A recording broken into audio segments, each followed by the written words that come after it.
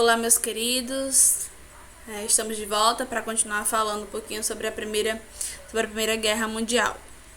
Então, na aula passada, a gente viu um pouquinho sobre esse contexto antecedente, sobre a Belle Époque, os grandes desenvolvimentos econômicos das principais potências, o imperialismo, formação de aliança. E aqui eu trouxe um mapa para a gente ter uma noção geográfica, localização aqui da Tríplice Entente, o Reino Unido, a França aqui abaixo e o Império Austro-Húngaro. E logo aqui a Tríplice Aliança com a Alemanha, Itália e Império Austro-Húngaro. Vamos para a solução pelas armas, que é o momento da declaração da guerra. Como é que acontece essa guerra de fato? Porque até o que a gente tinha estudado, a Europa estava passando por um período que nós chamamos de paz armada. Estava em paz, não havia conflito propriamente dito, mas as principais potências se preparavam para esse possível enfrentamento.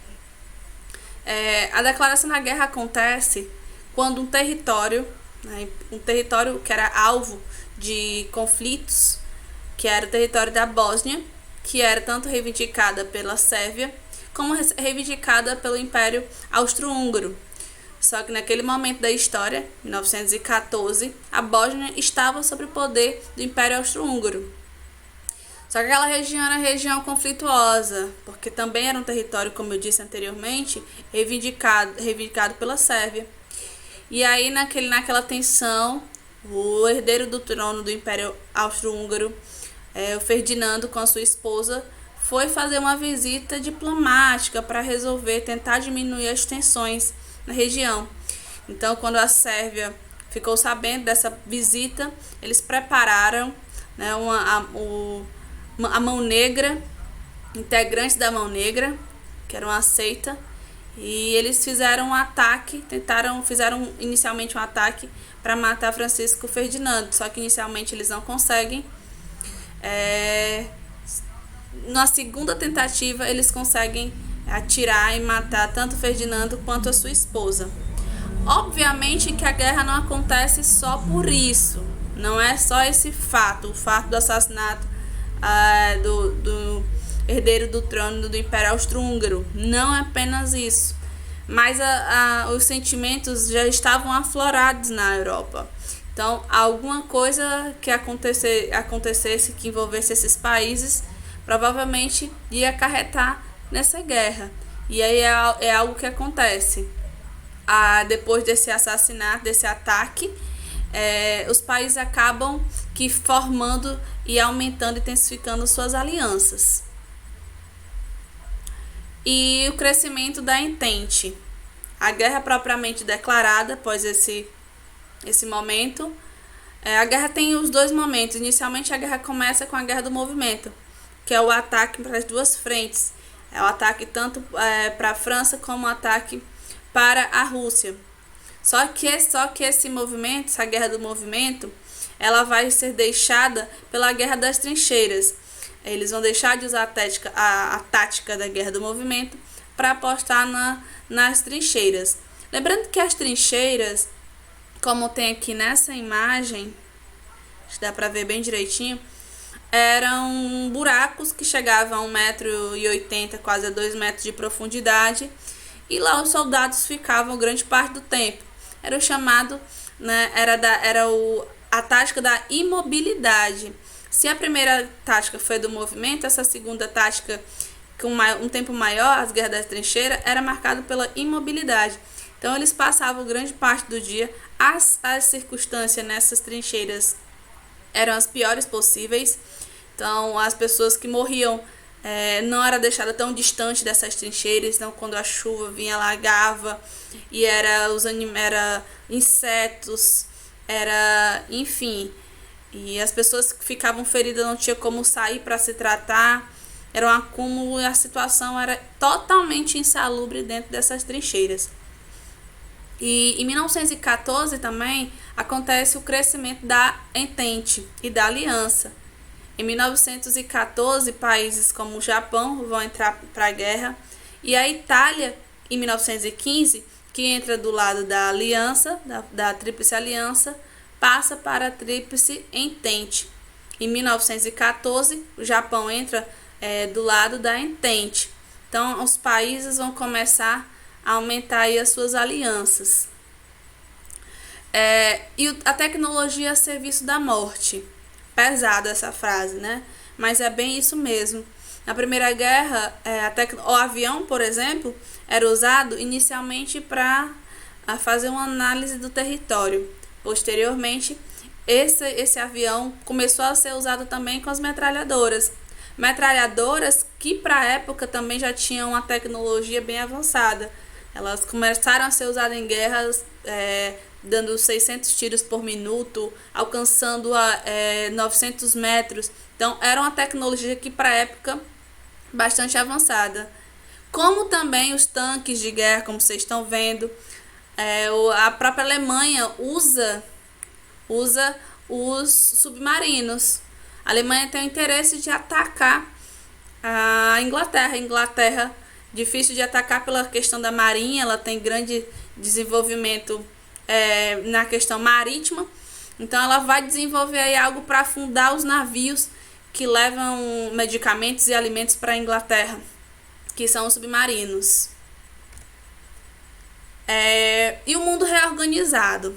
É interessante a gente falar que essa guerra, ela traz, obviamente, são muitos ataques, muitos confrontos na própria Europa, mas a gente tem aí, como eu acabei de falar do submarino, um submarino da Alemanha afunda um navio da Inglaterra, dos Estados Unidos.